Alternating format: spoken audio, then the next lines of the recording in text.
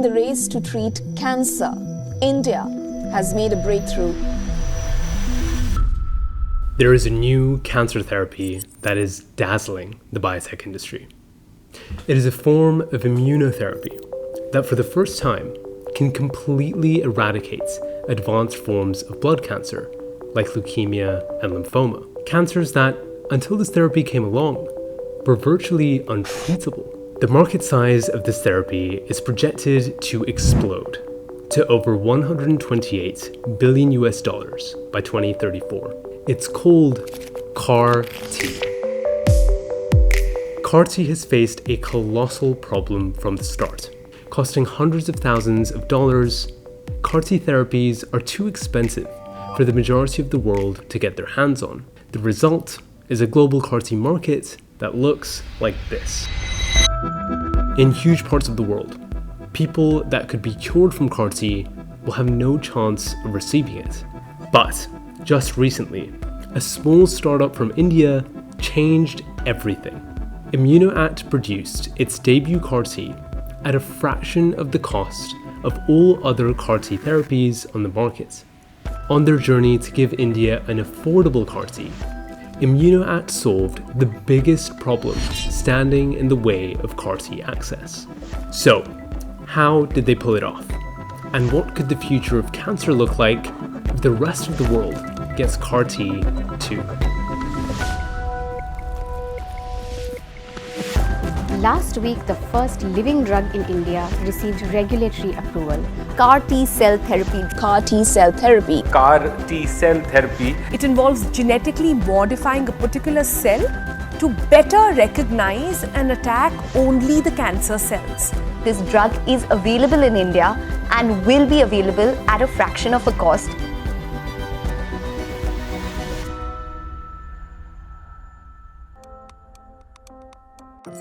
In 2012, Emily Whitehead became the first pediatric patient to receive CAR-T for her acute lymphoblastic leukemia.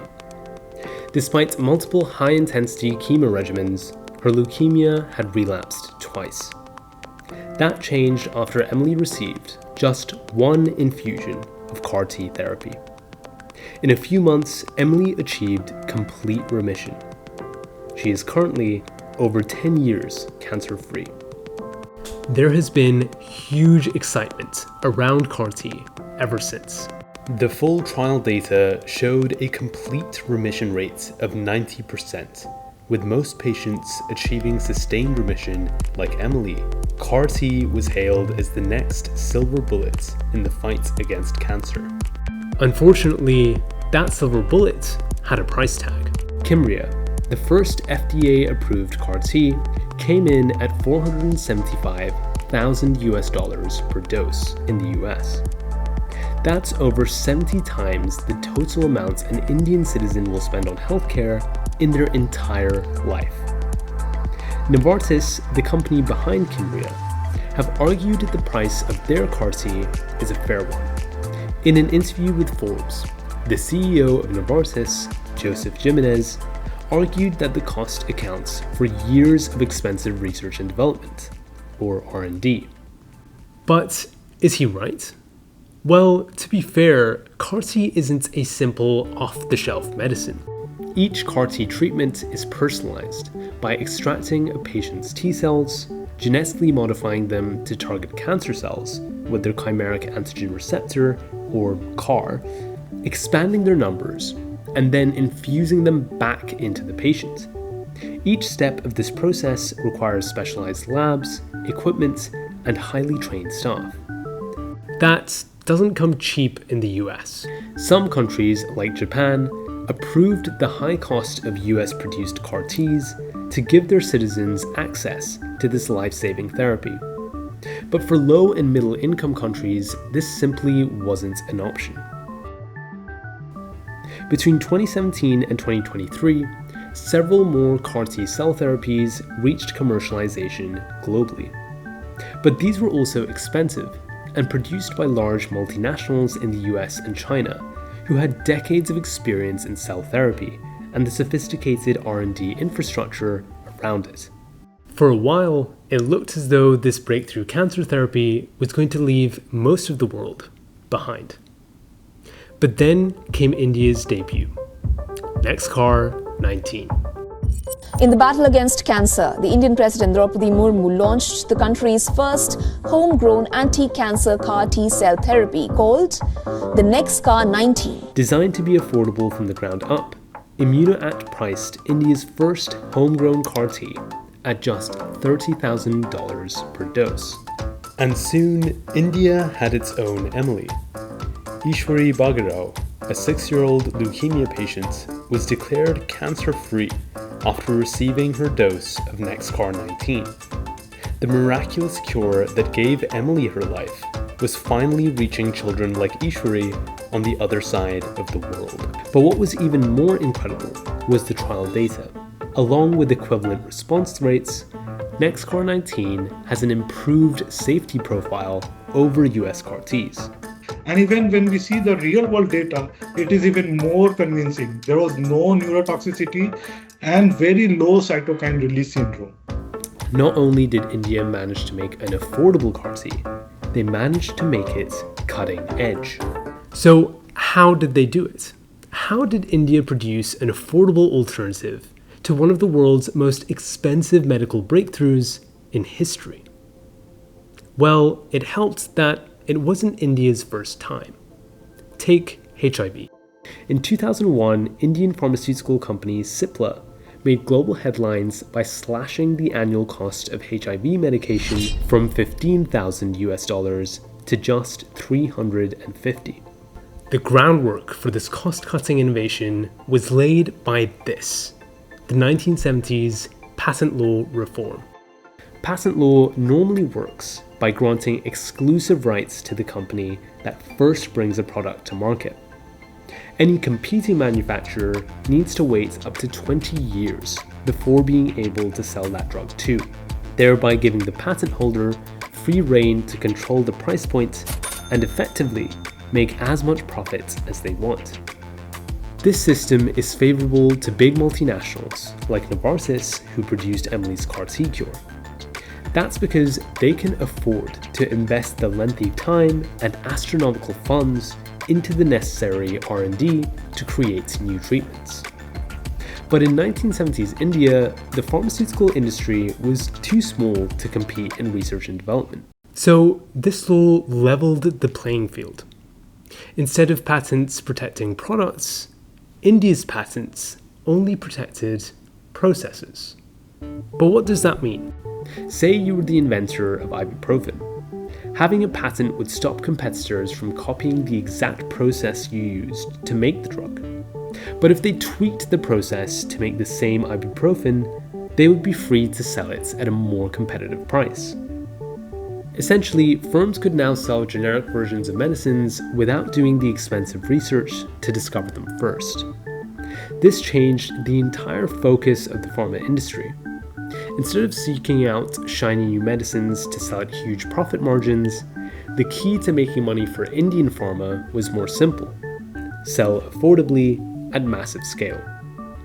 And that's exactly what they did. As of 2023, India had produced generic versions of 60,000 drugs, making it the largest generics provider in the world. Though India's focus on generics lacked new research and development, it gave its pharma industry strong foundations to produce CAR T. They now had experience in cost-conscious manufacturing. They also established international standard quality control compliance. This is incredibly important for CAR T, which relies on GMP-grade aseptic processing, cold chains, and sterility controls.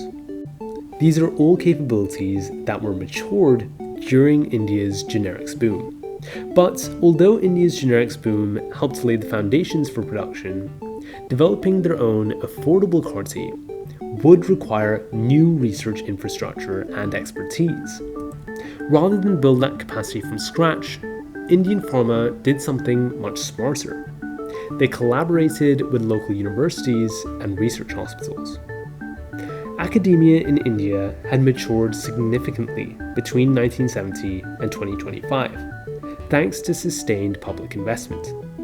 By forming partnerships, Indian pharma could tap into top-tier scientific expertise without the typical R&D overhead of traditional big pharma. Fast forward to 2023, and that academic industry model made India's first indigenous CAR-T therapy possible. ImmunoAct, which is a spin-out from Indian Institute of Technology Bombay, drew on research strengths from its parent university to develop their own unique CAR-T pipeline. Their scientists even trained in the US through links with the National Cancer Institute. Then, to scale this innovation, they had industry backing. Loris Labs, an Indian pharma giant, brought manufacturing expertise and funded India's first commercial CAR-T production facility. Through this network of partnerships, ImmunoAct was able to evolve its entire value chain within India.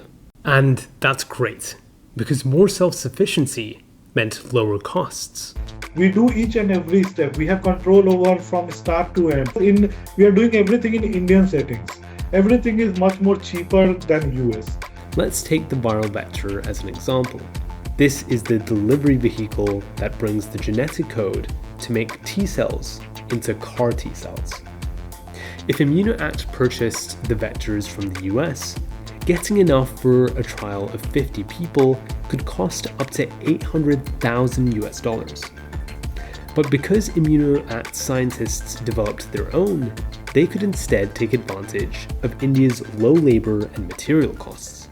I think the most important thing that we see here from ImmunoAct was a determination to produce CAR-T according to the same principle that made India a generics champion: sell affordably at massive scale. The vision was clear that we want to serve the people, not earn from the people.